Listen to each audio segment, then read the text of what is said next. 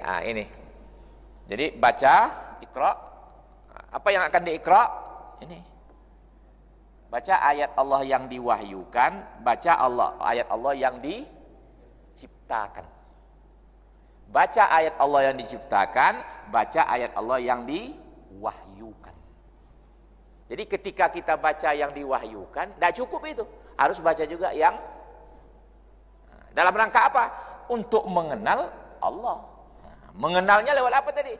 Mengenal apanya? Paling tidak kan ada 99 nih. Ini keberadaan dia, Al-Asmaul Husna. Nah, sampai kemana kita? Sampai timbul rasa cinta kepada dia melebihi segala-galanya. Begitu. Itulah perintah bacanya. Jadi baca ayat Allah itu sampai kita mencintai dia lebih dari segala-galanya. Sampai tercapai Al-Baqarah 165 itu. Nah barulah aman. Kalau enggak bisa. Nah baik, sekarang kita buka. Coba buka Al-Quran. Pertama kita buka apa ketemu? Ini yang kauliatnya, yang diwahyukan. Ayo pemuda pegang. Coba pertama dibuka apa yang ketemu? Surat apa? Fatihah ayat pertamanya apa? Oke, kita baca. Sekarang kita baca.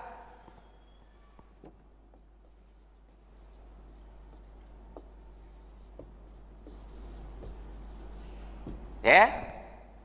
Apa yang ketemu di situ? Ayat yang diwahyukan yang ketemu oleh kita apa? Allah memberitahukan apa? Bismillahirrahmanirrahim. Dengan nama Allah. Sab. Yang disuruh baca Iqra bismi rabb. Baca tapi selalu dipesertakan nama Rabb kalian. Nah, ini. Siapa nama Rabb itu? Allah. Ini nama zatnya.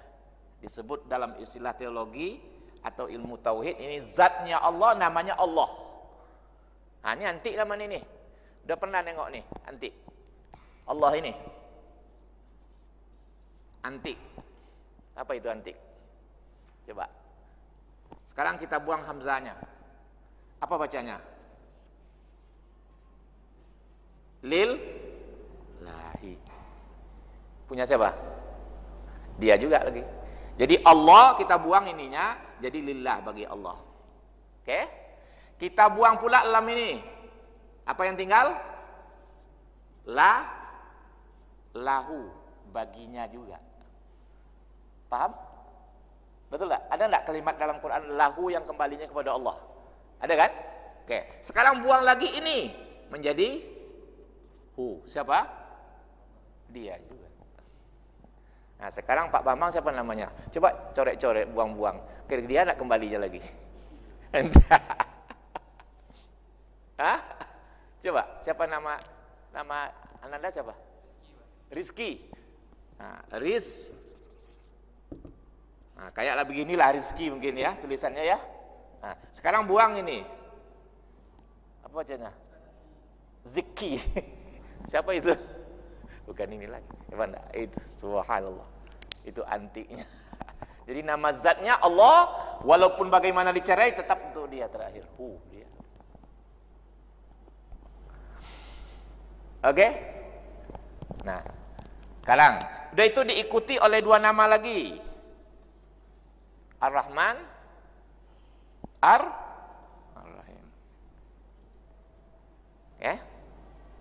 Ini Rahman Rahim. Oke, kata Rahman dan Rahim seakar dengan kata rahmat.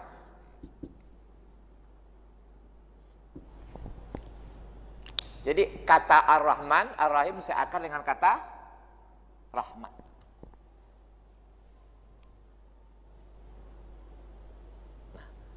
Ar-Rahman Ar-Rahim apa artinya? Kita terjemahkan pengasih, penyayang. Ini ditafsirkan lagi nanti. Ya, ada yang berpendapat macam-macam itu. Ada Rahman itu untuk di dunia umum seluruh dapat. Ada yang Rahim itu untuk di akhirat khusus untuk orang mukmin, rahmat Allah nanti. Ada lagi yang mengatakan Rahman itu yang bersifat zahir, kesejahteraan. Ada lagi yang mengatakan Rahim itu kebahagiaan. Kalau begitu dunia akhirat dapat. Nah itu macam-macam. Tapi kita mau bicara ini aja. rahmat Allah. Oke? Rahmat. Nah, dalam sebuah hadis sahih dikatakan rahmat Allah itu 100. Inna lillahi ta'ala mi'ata rahmah. Anzala minha rahmatan wahidah bainal jinni wal insi wal bahaim wal hawami fa biha yata'atafuna wa biha yatarahamuna wa biha ta'tiful wahsyu ala waladiha wa akhara Allah ta'ala 99 rahmah yarhamu biha ibadahu yaumal qiyamah. Rawahu Syaikhan. Allah punya 100 rahmat. Berapa? 100. Yang diturunkan oleh Allah dari yang 100 itu satu gitu. Jadi Allah punya 100 rahmat, diturunkannya satu. Berapa? Satu.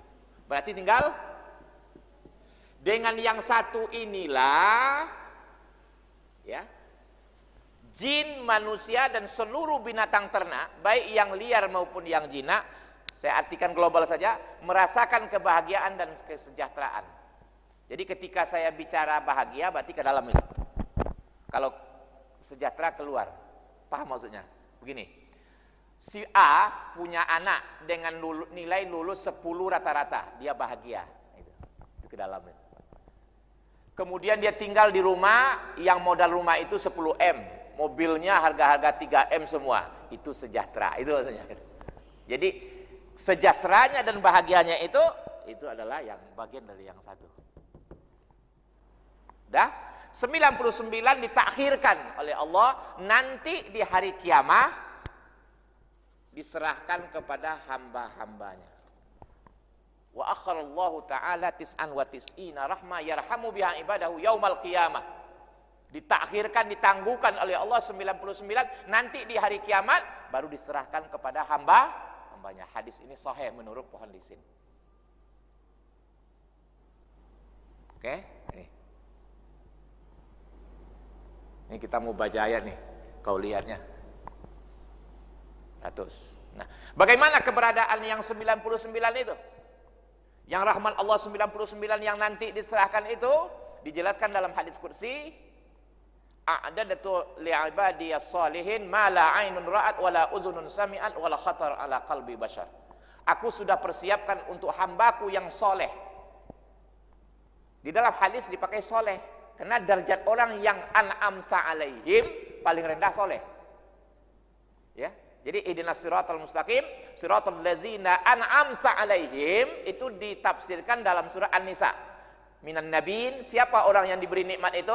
Minan nabiin was-siddiqin wasyuhada was-shalihin. Yang paling tinggi para nabi, di bawah itu siddiq, ya. Di bawah itu lagi syuhada, yang terakhir soleh. Nah, kata Allah, aku siapkan untuk hambaku yang soleh. Berarti yang 3 kan dapat ini. Nabi, siddiqin, syuhada, apa lagi? Yang soleh saja sudah disiapkan itu. Berapa? Apa yang belum pernah dilihat mata, didengar telinga, dan belum pernah terlintas secara biologis pada hati seorang manusia. Jadi yang keberadaan 99 yang disiapkan itu belum ada yang menikmatinya. Jadi yang dibagi-bagi di dunia ini yang mana? Yang satu ini, 1%. Di hadis tidak ada persen, tapi bolehlah kita terjemahkan artinya 1%. Karena tidak mungkin satu macam, kan begitu? Nah, jadi baru di dunia ini diberikan 1% saja. 1% diberikan kepada jin, manusia, dan seluruh makhluk lain di dunia ini. Oke? Yang satu, bagian yang satu itulah yang dibagi-bagi sejak dulu sampai nanti dunia kiamat. Nah, sekarang saya tanya, yang satu saja, yang satu itu saja, menurut Einstein, berapa baru otak manusia digunakan sekarang? Berapa persen? 13. Oh, hebat anakku. 13% sekarang digunakan oleh manusia, otaknya udah kayak ini sekarang majunya. Kalau 50 nanti gimana? Hah? Kalau 50 saya rasa tekan tombol aja sebentar sampai mereka lah. Ini mustahil kan? Nanti 13% aja hampir nyaris dunia ini sudah ada menganggap surga sekarang. Ini begitu mewahnya katanya kan? Nah, apalagi kalau 50%. Oke? Ini dia. Itu yang diwahyukan. Jadi Allah itu punya rahmat, pengasih dan Nah, sekarang kita baca lagi, itu yang kauliatnya tadi itu. Yang pertama, Bismillahirrahmanirrahim. Allah memperkenalkan dirinya pertama kepada manusia lewat wahyunya apa? Saya ini Allah, saya punya sifat Rahman Rahim. Dan itu kebutuhan seluruh makhluk. Makhluk ini membutuhkan Rahman Rahim, rahmat dari Allah. Nah, sekarang kita baca kauniyatnya. Apa kauniyatnya? Kauniyatnya kita baca dulu di diri kita sendiri manusia. Dari ujung rambut kita ya sampai ujung kaki kita. Oke, kita mulai dari sini baca. Kata Allah apa? Wa in ta'uddu ni'matallahi la tuhsuha. Nah, saya mau jelaskan, di dalam Al-Qur'an ada rahmat, ada rezeki, namanya tadi, ada nikmat. Ada nikmat. Apa bedanya nih? Nah, rahmat itu yang satu tadi. Dia 100 tadi diberikan satu baru. Itu rahmat tuh. Semua ini dan yang belum terungkap itu rahmat. Dari rahmat itu ada yang sudah menjadi rezeki. Contoh, ini rahmat semua. Si A punya kebun sawit 100 hektar. Ah, ini rezeki dari si A namanya. Paham itu? Itu rezekinya tuh. Itu sudah mulai dia mempertanggungjawabkan itu. Dah? Tapi dari rezeki si A belum tentu akan jadi nikmat bagi si A semua. Yang bagi nikmat dia adalah yang dia manfaatkan. Bisa saja rezeki si A tapi yang menikmati anaknya atau temannya. Bisa dipahami? Itu beda. Nah, kata Allah, jangankan rezeki, nikmat saja tidak bisa kalian rekam. Nah, mari kita lihat. Kita baca yang kauniyatnya. Kan disuruh Iqra tadi nih. Tadi kau lihat, Allah itu pengasih penyayang. Rahman Rahim, dia punya rahmat. Nah, kita tengok rahmat Allah pada diri kita sekarang yang sudah menjadi nikmat. Nah, mari kita baca. Dengan apa kita baca? Biologi, anatomi, apa lagi? Fisika, apa lagi? Nah, itu Pak. Aja itu Pak, salah. Saya tidak ahli nih, gimana? Mana yang ahlinya nih? Baca nih. Himpunlah seluruh ilmu, baca diri. Di rambut ini saja berapa disiplin ilmu untuk membacanya nih?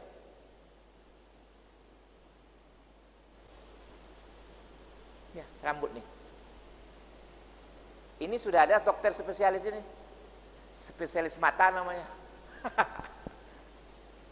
Ini sudah pula THT.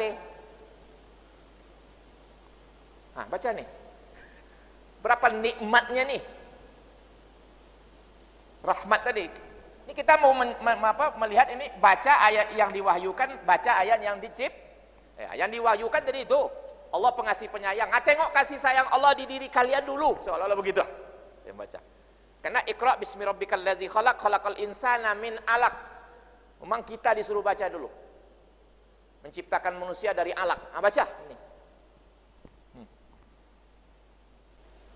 Belum lagi proses. Nak melawan kalian mampu, aku kata Allah. Andaikan yang setetes itu tidak jatuh ke rahim, jatuh keluar, semut pun tidak takut. Andaikan dulu yang menjadi azwir ini tak jatuh ke rahim ibu, semut pun tidak takut. Betul tak Pak Ji? Tapi sekarang gajah pun bisa dibunuhnya oleh manusia. Alam pun bisa dikendalikannya. Kalau itu hebat nih manusia. Hebat, tapi yang paling hebat siapa sebenarnya? Allah. Baca terus, baca terus. Sudah? Dah, berarti kalian sudah tahu nih. Di dalam Asma Husna itu ada Rahman, ada Rahim, ada Qadir, ada Alim, ada Sabar. Oh, banyak itu. Tengok semua di diri kalian akan nampak itu. Bagaimana kekuasaan Allah, bagaimana ilmu Allah, bagaimana telitinya Allah, bagaimana indahnya Allah menyusun, mencipta. Subhanallah. Karena itu perlu beberapa disiplin ilmu. Coba. Makanya saya bilang tidak cukup 2, 3, 5, 10 ilmu untuk menganalisa ini, menjelaskan. Semakin banyak disiplin ilmu kita gunakan, semakin takjub kita kepada Allah. Nah, kalau begitu, udah kenal, belum juga kah mau memutuskan Allah yang paling dicintai? Mana ada yang jurusan psikologi? Ada? Nggak ada. Nah, ini kelemahan kita. Saya mau tanya, kenapa orang jatuh cinta? Perhatian, kasih sayang. Nah, sekarang siapa yang memperhatikan? Allah atau yang kita cintai itu? Makhluk ini. Oke lah, ibu bapak kita lah kita cintai, ke begitu umpamanya. Apa iya dia yang ngasih kita? Mana yang lebih banyak kasih sayang Allah daripada kasih sayang dia? Kalau gitu pantas enggak Allah yang paling kita cintai? Itu terus baca. Itu baru diri. Baca ini terus. Belum lagi alam semesta. Baca matahari, baca oksigen, baca tanah, semua tumbuh-tumbuhan baca semua. Tengok.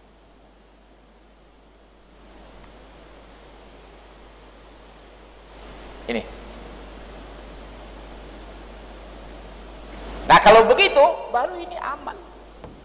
Kalau sudah dia mencintai Allah. Kenapa? Karena itu yang diminta oleh yang gaib pada diri manusia ini. Yang diletakkan Allah pada dirinya yang gaib itu. Ingat rukun iman sudah kita bahas dulu. Banyak yang gaib daripada yang zahir.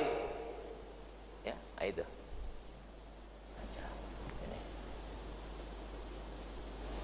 Jadi siapa orang yang akan aman?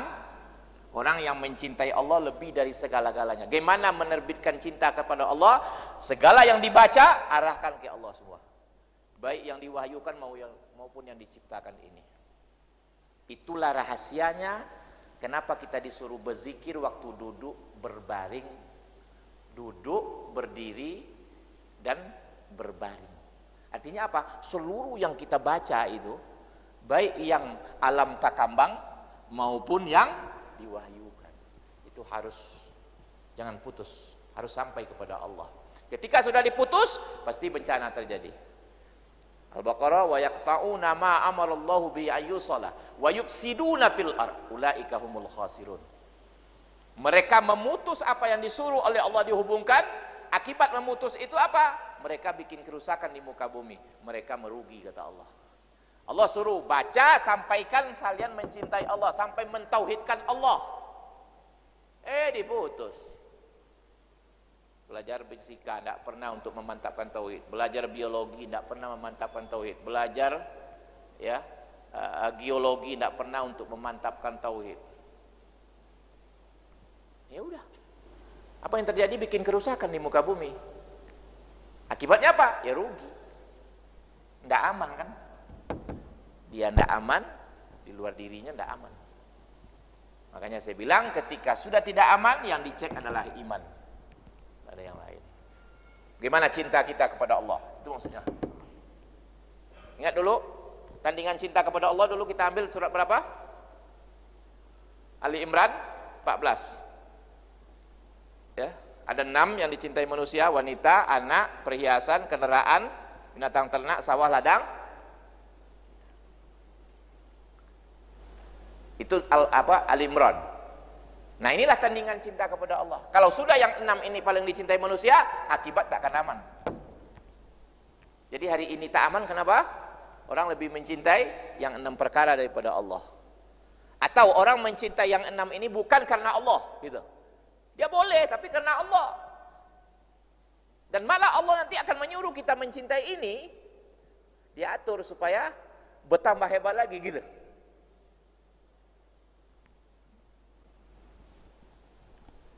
Silakan, ada yang mau bertanya? Pemuda, ibu-ibu, bapak-bapak, kalau tidak paham tanya dulu ini. Ya silakan. Ya nak. Jadi kayak Ustaz bilang kan, gimana kita bisa terima sama Allah itu juga. Pokoknya apa-apa yang belajar kita kan hubungkan sama Allah. Ya, betul. Jangan sampai putus. Sementara yang diajarkan kita kepada kita selama ini, baik dari bangku sekolah maupun kuliah, itu tidak pernah dihubungkan gitu. Sama siapa kita mau belajarkan penghubungannya itu gitu.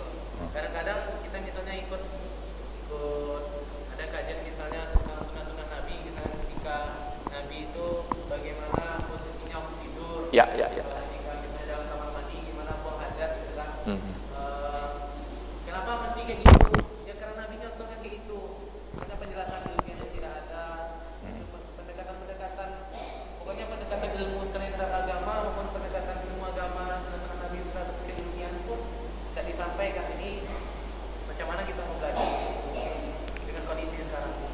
Sudah.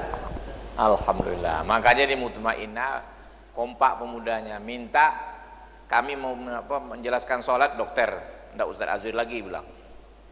Yang dokter yang bagaimana? Yang menguasai dia tentang agama. Nah, itu berbeda dengan Ustaz nanti menjelaskan. Ustaz Azwir, ya, gimana rukuknya Nabi? Ah, ini hadisnya. Kata sahabat Nabi itu kalau ruku, ini selalu saya pakai istilah ini ya. Kalau ruku itu datar. Kalau diletakkan air dalam gelas penuh takkan tumpah. Begitulah datarnya punggung Nabi ketika ruku. Kemudian posisi tangannya dikembang sedikit. Kan begitu? Oh begitu ya Ustaz? Iya, ini hadisnya. Ah, kata Ustaz Azri begitu. Yang lain, jangan tanya yang lain lagi. Kamu mau undang ini hadis ini, sahih ini. Nah, okay. Ustaz Azri hanya sampai itu nak. Tapi kalau kamu undang Tarmizi Tahir, mantan Menteri Agama, Bapak dulu tahun 92 atau 91 lupa itu. Pernah mengikuti dia menjelaskan waktu Isra Mi'raj, diundang ke sini menjelaskan sholat 3 jam pakai infocus. Karena dia dokter. Nah, itu dijelaskan itu. Ini posisi ruku kalau dalam hadis sahih dari ini Bukhari, ini Muslim, Tirmidzi, ini sudah dibeberkannya semua itu. Ini. Nah, kemudian baru dikaitkan. Kalau posisi ruku seperti yang dicontohkan Rasulullah, ini kontribusinya ke jantung. Ini ke paru-paru. Ini ke ini dijelaskannya semua. Nampak?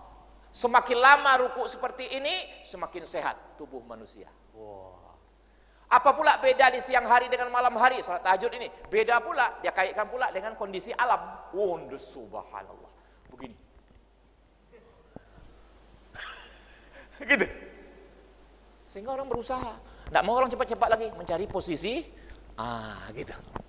Tambah lagi sujud. Kalau sudah seperti yang dikatakan Rasulullah ini hadisnya, ini kata sahabat Nabi itu sujud begini-begini, anak kambing begini lewat, kan begitu? Oke. Nah, kalau begini, ini kontribusinya kepada kecerdasan otak. Di siang hari begini, kalau malam hari bertambah lagi. Wah, makanya salat tahajud. Saya tidak tahu. Jadi kalian mulai di sini. Jangan tunggu-tunggu lagi. Nanti wariskan kepada adik kalian. Kalian sudah doktor pula nanti. Belajar pula itu. Makanya saya bilang tidak bisa satu disiplin ilmu untuk menjelaskan ini. Gitu. Perlu berbagai disiplin ilmu. Yang sudah itu, biarkan pula lah dengan cara dia begitu. Tidak usah cari-cari itu, tidak apa-apalah, dia udah betul tuh, cari pula yang lagi yang lain begitu. Kan ada pula, jangan dicari-cari ilmu lain, ini kan hadis sudah ini, iya baguslah, kan gitu. Gitu. Ya, penjajahan yang paling dahsyat terhadap umat Islam adalah dikotomi ilmu. Itu penjajahan yang paling dahsyat itu. Tidak banyak ongkosnya nampaknya, tapi akibatnya fatal. Pemisahan ilmu umum, ilmu agama. Itu bahaya. Jangan dikait-kaitkan. Bahaya itu.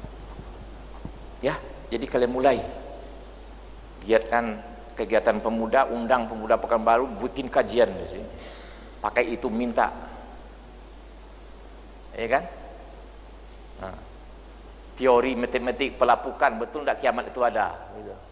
Kita ingin buktikan di ayat kiamat itu, kehancuran itu dekat pada diri kalian. Betul tidak di diri ini ada kehancuran setiap saat? Siapa yang belajar? Betul tidak? Hah? Belajar, betul tidak? Iya.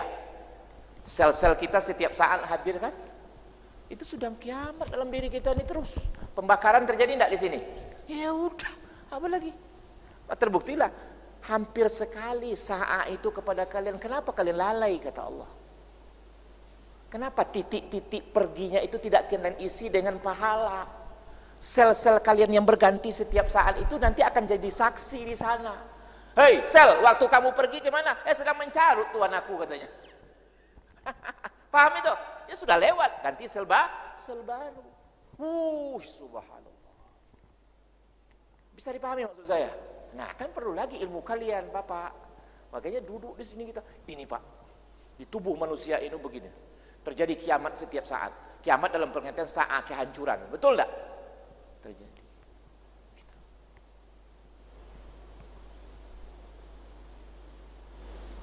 Gitu. Bisa dipahami? Tolong ini nak, yang Iqra ini masih banyak ini, berbagai disiplin ilmu kalian harus kumpulkan kawan-kawan kalian. Tapi sampailah kalian nanti meneteskan air mata, pantaslah engkau kami cintai. Kalian kaya, kalian yang sholat lagi. Nah, beda lah orang mendekati dengan cinta antara takut dengan cinta. Allah didekati karena takut, Allah didekati dengan cinta. Dalam takut ada cinta enggak? Nah, psikologi lagi nih, mana ahlinya nih ya. Dalam takut ada cinta enggak? Hah? Hah? Yang betul nih. Coba. Dalam takut ada cinta enggak? Dalam cinta ada takut enggak? Ada. Dalam takut ada cinta enggak? Belum tentu. Saya kepada atasan saya takut karena tiap bulan saya dapat 50 juta. Cinta belum tentu. Tapi kalau dalam cinta ada takut enggak? Punya anak, saya mencintai anak saya. Ada takut enggak di sana? Ada kasih sayang enggak di sana? Banyak. Takut kehilangan, takut dibencinya, betul lah. Tapi kalau dalam takut belum tentu kena cinta. Betul lah tuh. Nah, ini orang psikologi yang menjelaskan. Itu penting. Nah, sekarang akan berbeda orang yang sholat karena takut dengan cinta. Beda nih Pak. Kalau takut, ya bos, ini beratnya 75. Wajib kau angkat. Ini 100. Kau pilih yang mana? 75 aja lah bos. Betul tak? Paham tuh? Pokoknya satu di antaranya kau perlu angkat. Yang 75 aja bos. Pasti saya memilih yang teringan. Tapi kalau cinta 100 aja lah bos. Paham? Bisa nggak dipahami ini maksud saya ini? Kita belum kaitkan ini. Kita belum integralkan iman dengan Islam nih. Rukun iman pertama, percaya kepada Allah. Rukun Islam yang pertama, Islam asyhadu an la ilaha illallah. Kok berani-beraninya syahadat? Kalau iman ini belum mantap, takkan mantap syahadat. Ini kebulatan tekad ini. Paham itu? Manis. Makanya satu di antara arti syahadat, tengok di kamus, syahdu, itu artinya madu. Jadi akar kata syahadat itu dari sekian banyak artinya, ada artinya madu, Pak Bambang. Jadi kalau begitu, syahadat itu manis, madu. Orang kalau sudah full cinta, iman, maka baru dia berbulat tekad, asyhadu an la ilaha illallah. Kalau itu kuputuskan, aku hanya mau jadi budak Allah. Karena orang Arab bilang, man ahabba syai'an fahuwa abduhu. Siapa yang mencintai sesuatu, dia akan jadi budak dari sesuatu itu. Jadi orang kalau sudah sangat cinta kepada Allah, dia rela menjadi budak Allah. Baru enak iya kana wudu. Bisa dipahami? Beda ini. Jadi sholat orang yang cinta, sholat orang yang takut kepada Allah. Kalau takut belum tentu kebutuhan. Tapi kalau cinta, kebutuhan enggak, Pak Ji? Iya kan? Coba. Jadi sholat orang yang cinta butuh. Sholat orang yang takut lain.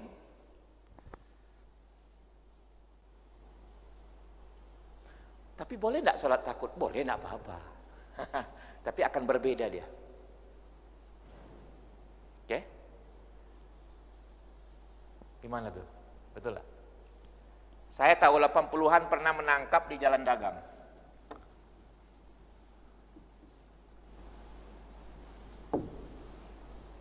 Kami tengok dari pukul 8, sudah pukul 12 malam belum juga beranjak dia dari pokok itu. Malam minggu kata anak muda. Malam Ahad kata kita sebetulnya. 8, 12 berapa jam tuh? 4 jam. Duduk berduaan di bawah pokok rambutan dekat rumah. Bilang sama kawan, "Hei, sudahlah pulang. Kamu rumah kamu di mana?" Itu pun belum mau berpisah.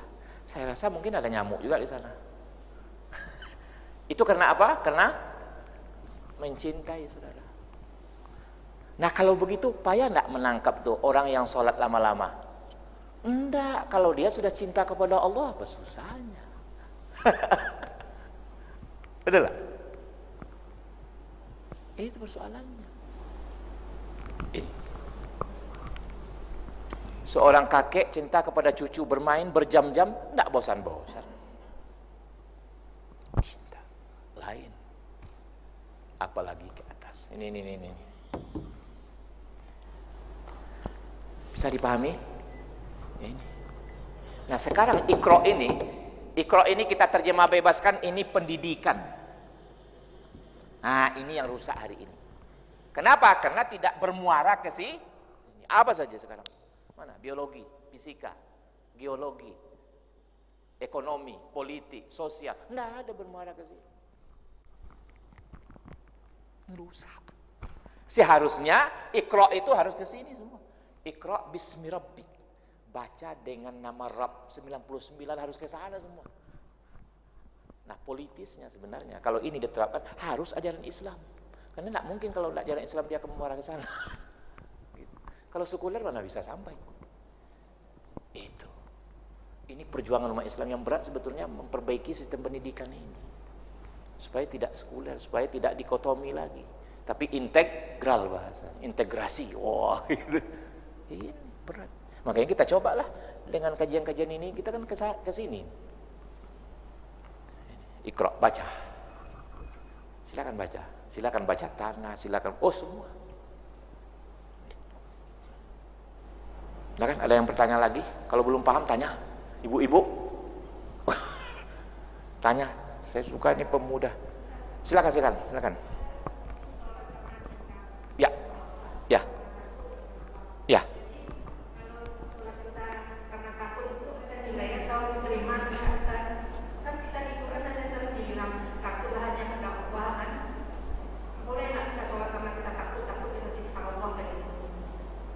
Sudah Bu?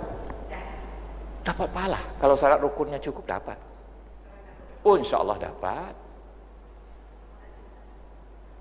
Cuma dalam takut belum tentu ada cinta. Seorang hamba saya takut kepada majikan, dikerjakan juga tapi takut gitu. Paham? Efek apa itu? Efek psikisnya itulah. Makanya saya perlu ini ahli, psikolog. Ada nggak beda orang mengerjakan sesuatu karena takut dengan mengerjakan sesuatu karena cinta gitu? Pasti beda. Oke? Kalau takut dia akan mencari yang teringan gitu. Dia laksanakan tapi teringan gitu. Makanya ada istilah, ngapa sebentar? Akan sunat cuma bacaan katanya. Bacaan ruku itu di fikih kan sunat katanya. Allahu Akbar. Bismillahirrahmanirrahim. Mana doa iftitah? Doa iftitah kan sunat kami belajar. Itu kenapa sholat takut masuk neraka nanti? Itu ada. Tapi kalau cinta satu persatu dia ungkapkan. Dia atur itu tutur kata. Apalagi Fatihah hanya dalam sholat lah dijawab. Di luar sholat tidak dijawab. Dalam sholat Fatihah itu dijawab.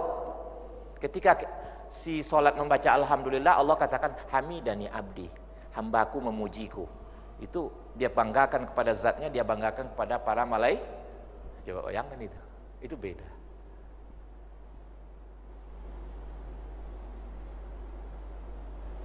Beginilah, maaf, seorang pembantu merawat anak majikannya karena takut, dengan karena kasih sayang, beda enggak?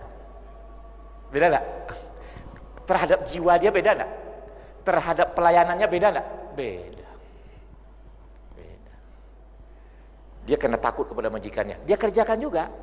Dia karena sayang kepada majikan, karena sayang cinta kepada anak yang dia rawat. Itu beda tuh, pasti beda. Kepada jiwanya beda, kepada yang dilayaninya juga berbeda. Itu maksudnya Bu. Soal pahala insya Allah dapat, cuma itu. Nih, selalu Iqra. Sekarang Iqra salat itu untung Allah atau untung kita? Semakin kita hayati, pasti akan semakin timbullah rasa cinta kepada Allah. Itu. Maka perlu Iqra. Makanya di Islam itu selalu saya katakan, berilmu dulu dalam segala hal baru berbuat. Itu hebatnya Islam. Iqra. Makanya Iqra dulu disuruh, bukan sholat disuruh dulu. Bukan puasa dulu, bukan bekerja, tapi iqra dulu kalian, berilmu kalian dulu, baru berbuat. Tapi hebatnya lagi apa? Yang dinilai bukan ilmu tapi kan hebat tuh. Bagaimana menjelaskan ini? Ini hebat, itu diakui oleh orang non muslim itu. Itu tuh hebat itu. Berilmu dulu. Dia persoalannya sekarang dunia ini kan banyak mubazir pekerjaan karena tidak berilmu. Umat Islam terutama sekarang.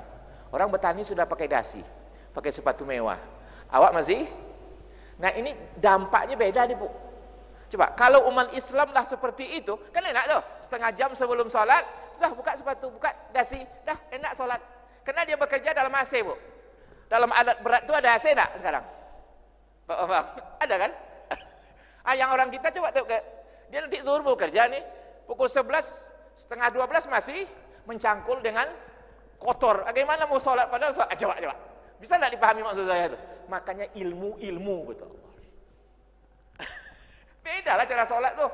Dengan habis di lumpur-lumpur bersolat di kampung tuh kita tengok. Dengan yang dari alat berat, pakai AC dalam, pakai dasi, pakai sepatu bekerja. Masuk waktu, ya biasa lah. Bisa kalian pahami? Itu generasi kalian seperti itu, bertani nanti. Begitu. Jadi, subhanallah. Ibadah tidak terganggu, pekerjaan lain. Kan hebat itu. Itu, makanya iqra. Awak iqra ini yang kurang sama Islam.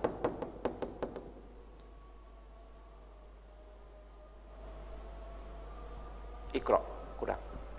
Razan. Ini belum disentuh nih. Nanti kan ya.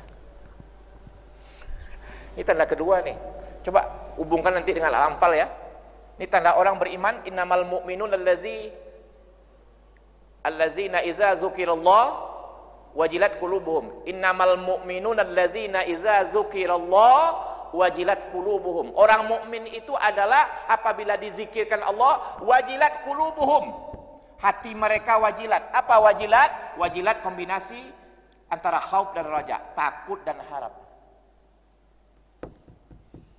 Nah, ini hebat nih. Waktu ini nanti hebat nih. Ini barometer apa itu? Cek nih. Ini cek nih. Apa itu? General check. Kenapa hatinya yang disasar? Bukti orang yang beriman apabila dizikirkan Allah, disebut Allah, itu hatinya wajilat, takut dan harap. Itu pertanda dari ini. Betul lah. Orang kalau sudah cinta, nama saja disebut, subhanallah. Tidak percaya? Kalian sudah cinta kepada ayah kalian. Nama ayah Yusuf. Yusuf, pasti, gitu. Padahal orang manggil kawannya Yusuf. Nama ayah kita Yusuf. Karena kita saking sayang kepada ayah, gitu. Apalagi waktu itu kita sedang menyebut ayah, sedang mengingat ayah. Ayahku, di manalah ayah? Sama dengan orang, subhanallah, subhanallah. Dizikirkan kekasihnya, wow, melonjak langsung. Takut dan harap. Oke? Itu tuh. Jadi hubungkan dengan Al-Anfal. Inilah kelezatan sholat nanti, kelezatan zikir di sini. Tapi ingat, hati yang sakit tidak nyambung dia ini. Makanya nanti kalau sudah dizikirkan Allah tidak nyambung ke sini, berarti ada sakit di dalam. Ada beberapa penyakit, bukan internet, penyakit hati, syirik, riya, ujub, banyak itu nanti. Udahlah dulu ya. Ini. Oke, jadi tolong dihubungkan sebelum kita ketemu lagi Kamis ya. Jumat ke 3 dan 4 saya di sini. Jumat ke-3 dan 4. Ini sambung nanti ke-3 dan ke-4 insyaallah. Ya, tetap ini juga, tetap ini terus. Oke, tapi tambah dengan Al-Anfal ayat 2. Ada 3 tanda di sana nanti. Ini saja dulu. Subhanakallahumma wa bihamdika asyhadu an la ilaha illa anta astaghfiruka wa atubu ilaik. Assalamualaikum warahmatullahi wabarakatuh.